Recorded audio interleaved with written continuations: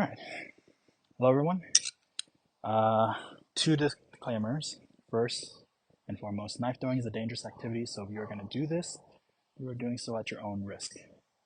And the second, what I'm going to show you is the Skanf throw that looks like this. Okay. And I'm going to explain it to you using my current existing knowledge of Skanf, as taught to me by Mikhail Bayev, but I have to state out ahead of time or make a disclaimer here that this is not the official video explaining how to do this. This is how I do it.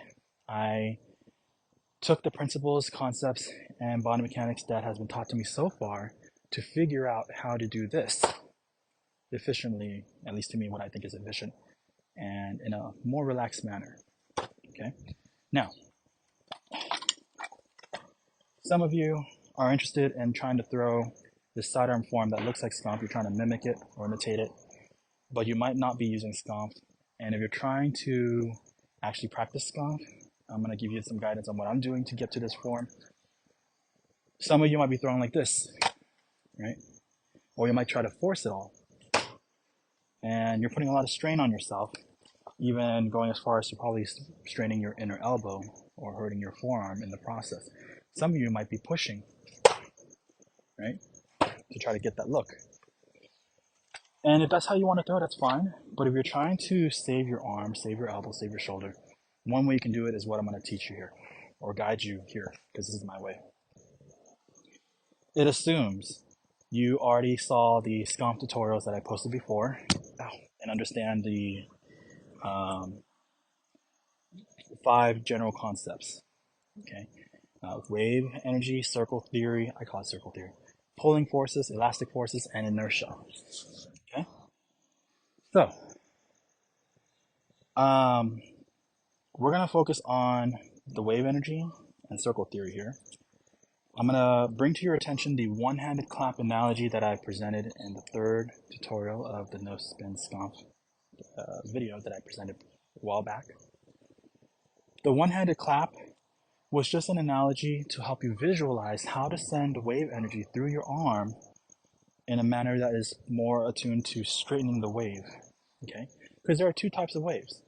You can either have like a slashing wave, right, like a bullwhip slashing, or you can have a stabbing wave or a straightening wave, like when you're trying to stab with the bullwhip in the sense of trying to specifically snuff out a candle flame at one spot, one small spot, okay? So the one-handed clap was to help you ensure that the energy goes all the way to the fingertip and not just terminate at your wrist, okay? Because we don't want the wave energy to just terminate at the wrist. We need it to go all the way to the fingertip. Why? What's surrounding the knife and feeding grip? All 3 fingers, okay? In reverse grip, between the thumb and the first finger and all fingers. You're not really gripping it in the palm, okay? Just some ideas, just some understanding here. So we want to send the energy all the way to the finger. The next thing is circle theory.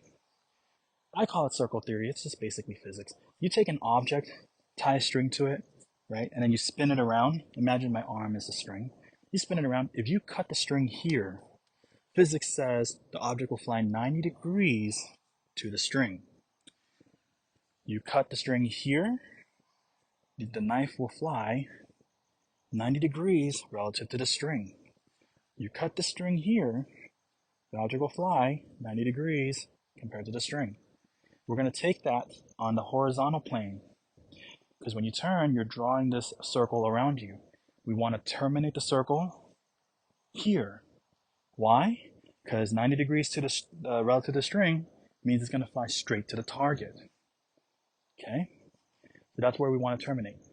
The third thing is during our rotation pull, we're going to relax the arm and let it extend straight. And there's a point where it just naturally snaps straight. What we're going to do with all 3 of those ideas is we're going to take the hand clapping, one-handed clapping, and time it so that it coincides its completion with the arm snapping straight. So that happens at the same time. What that's going to do is the snapping causes a stop and rebound. And that's what we're going to need in order to have the knife snap out of your hand for you. Remember, we're not going to time the release. We're going to let the knife, we want the knife to snap out of your hand for you. So doing this is going to do that for us. We're going to time it here so that it's 90 degrees to the target, so it flies towards the target. What you're going to notice is when you do this again, you have this natural rebound. It just wants to go back. Okay? So you don't have to force your forearm muscle to pull it back. You don't need to. By doing this, you have a natural rebound that just happens. Do you need to have the rebound? No. If you tighten up your obliques and your pecs and some of your shoulder muscles, you can maintain its form to stay in front in case you want to do something else. What that is, that's up to you. Some of you might have fun trying to do some combat application theory. You maybe want to use this to follow up and attack right after, when the knife throwing is just a distraction. That's just some idea. Or you might use the rebound to help you pull your body around to start running away, if this is meant to be a distraction, to immediately turn around. So you don't have to throw and then throw your weight back, because this momentum is already pulling you to help you. Does that matter that much? I don't know. Again, that's up to your own training. Okay?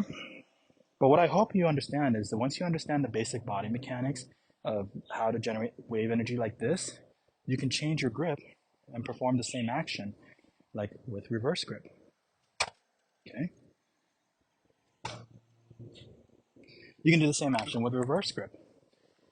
And right now I'm doing it with, the horizontal extended arm. But once you understand the key concepts, you no longer need it to be here. You can go up here, you can go up here, underhand. Eventually, if you train it accordingly, behind the back. It just takes overcoming your body's subconscious desire to move a certain way, because it feels counterintuitive, right? So then once you understand that, then you'll be fine. I might need a new target board. Anyways, can you go further back? Yes. I've taken the reverse grip format as far back as 4 to 5 meters. And I could show it to you, but I might be out of frame here. Right now, this is just like 3.5 meters. Right? And once you get good with that, and you start focusing more on the actual mechanics and concept of what's going on, you might not even need to fully extend the arm anymore. You can keep your arm closed, because you understand what it actually is needed to do this, right? And have it work accordingly. And if eventually, of course, you might even be able to do it with reverse grip. That's not it.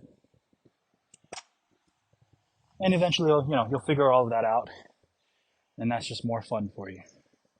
Okay? All right, so that's it for today. I hope you have fun. Again, disclaimer, this, knife throwing is a dangerous activity. If you do this, you do so at your own risk. And 2, this is not officially Skanf. This is me taking what I've learned so far and putting it to work to get to this point and trying to figure it out. So this is not officially Skanf, once again, but this is using Skanf principles that I have learned so far. I'll see you next time.